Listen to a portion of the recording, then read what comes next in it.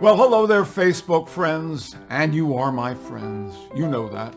And if anybody's reading over your shoulder right now, hello to you too. This is Bill Boggs, and I want to take just a moment and tell you about my new satirical novel, The Adventures of Spike the Underdog, as told to Bill Boggs. Now, this is the second novel I've written. The first one was optioned for a movie. I think this is the best piece of work I've ever done in my life, and that's why I'm here, actually. It's about a very funny dog who becomes a big TV and internet star, and his master is a talk show host, something like me.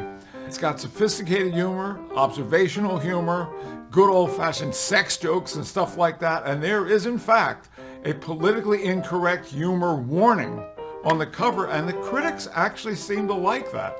So please order The Adventures of Spike the Underdog, as told to Bill Boggs. Today, Spike and I will thank you, my friends.